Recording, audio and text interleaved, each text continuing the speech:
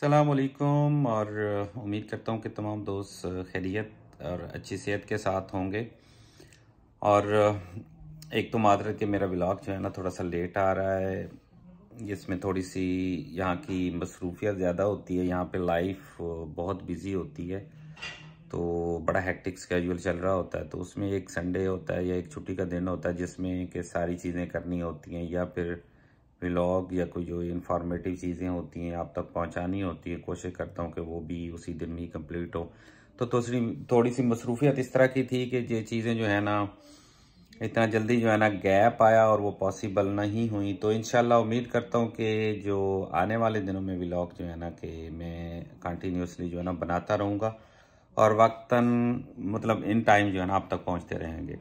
और बाकी बहुत शुक्रिया जो है कि जो लोग सपोर्ट करते हैं इसको, जिन्होंने सब्सक्राइब किया है या फिर इसको शेयर करते हैं, लाइक करते हैं। तो एक रिक्वेस्ट आपसे भरपूर रहती है, अगर तो आप नए देखने वाले हैं मेरे चैनल के ऊपर तो वीडियो को लाइक कीजिएगा और बेल आइकन को दबाइएगा, और इसके अलावा चैनल को सब्सक्राइब कीजिएगा ताकि आप तक आने वाली तमाम इंफॉर्मेटिव जितनी भी वीडियोस हैं या फिर जो यूएसए के अंदर रहते हुए जो भी हालात या मामलात होते हैं, चीज़ें होती हैं, मैं डिस्कस करता रहता हूँ, आप तक वो मैं इंशाल्लाह पहुँचाता रहूँ और वो पहुँचती रहें इन टाइम।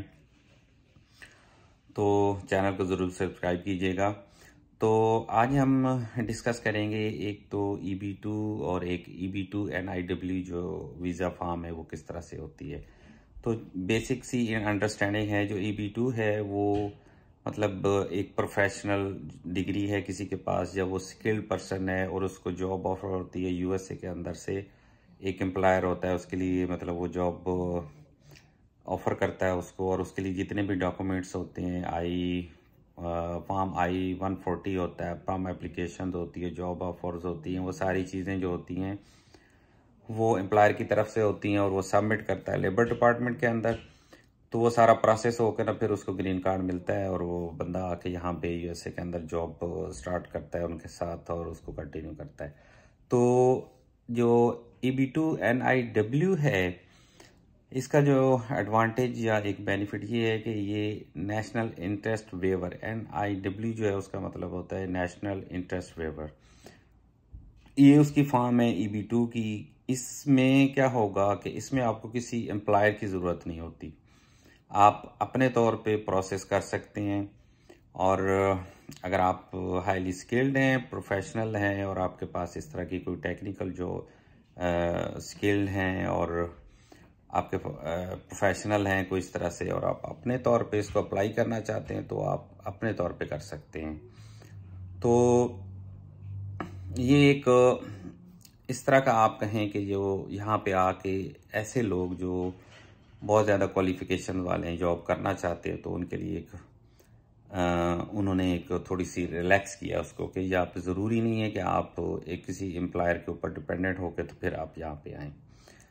तो इसमें बेनिफिट ये है कि आप अपनी बेस पे अप्लाई कर सकते हैं। और दूसरा देखें, जो भी अगर तो इस तरह के क्वालिफिकेशन या चीज़ें हैं तो उसके अंदर में अगर आप कॉन्फिडेंट हैं तो आप अपने तौर पे अप्लाई कर सकते हैं। उसमें प्रोसीजर जो होता है ये आप किसी के थ्रू नहीं जा रहे, आप अगर डायरेक्ट जा रहे हैं तो उसमें कोई प्रॉब्लम नहीं होती। आप अपने मुल्क के अंदर जो भी यूएसए या इमिग्रेशन एम्बेसीज वहाँ पे होती है उसके ऑफिस के थ्रू, जैसे कि पाकिस्तान की अगर बात करें तो इस्लामाबाद या फिर कराची के अंदर है, ऑनलाइन चीज़ें आपको अवेलेबल होती हैं। बाकी कंट्रीज़ में भी ऐसा ही है, ऑनलाइन जो है ना आप उसको जाके अप्लाई कर सकते हैं। और उसमें होता क्या है कि आपको अपने जितने भी डॉक्यूमेंट्स या प्रूफ होगा वो उसके साथ अटैच करना पड़ता है। तो आप अपने स्किल से रिलेटेड जितनी चीज़ें होंगी वो प्रूफ वो उनके साथ आप अटैच करेंगे। उसकी जो एक फ़ी होती है वो सबमिट करेंगे। फ़ी भी एक मिनिमल मतलब उन्होंने अमाउंट जो रखी होती है वो 150 से 200-300 के दरमियान होगी इनिशियल जो होती है। और बाकी अपनी स्टेटमेंट, आपका जो बैंक बैलेंस होगा या स्टेटमेंट होगी वो चीज़ें सारी साथ देनी होती हैं। और वो जस्ट ये होता है कि अगर आप यहाँ से ट्रैवल कर रहे हैं कि आप इस काबिल हैं कि ट्रैवल कर सकते हैं, एक्सपेंस वहाँ से लेके यहाँ पर यूएसए में आने तक के आप अपने एक्सपेंसेस जितने भी होंगे वो बियर कर सकते हैं। साथ में आपकी डिग्री होती है और चीज़ें वो आपके साथ इस चीज़ों के साथ एडअप होती हैं। तो सिंपल होता है, फ़ी बैंक के थ्रू होती है, सारी डॉक्यूमेंट चीज़ें आप वहाँ पे सबमिट कर लेते हैं। थोड़ा सा कॉम्प्लेक्स होता है ये प्रोसेस। उसकी वजह ये है कि क्योंकि बहुत सारी चीज़ें जो आप इसके साथ अटैच करते हैं तो उसको वेरीफाई करने के लिए जो डिपार्टमेंट होता है उसको टाइम चाहिए होता है। तो इसका अगर हम देखें ना तो 3 माह से लेके 10 महीने या 1 साल का होता है। उसमें बहुत सारी चीज़ें आ जाती हैं, कुछ इमिग्रेशन के उनके प्रोसेस चल रहे होते हैं, कुछ और कैटेगरीज में लोगों ने अप्लाई किया होता है, फिर इसी कैटेगरी में बहुत सारे लोगों ने अप्लाई किया हुआ होता है, तो वो प्रायोरिटी बेस पे वो चीज़ें चलती रहती हैं। फर्स्ट कम फर्स्ट सर्व, यानी कि जो पहले वो प्रोसेस में होती है चीज़ें वो बारी से, मतलब जिसे आप कह सकते हैं कि टर्न बाय टर्न या बारी के ऊपर वो सारी चीज़ें चल के ना वो प्रोसेस हो रहा होता है।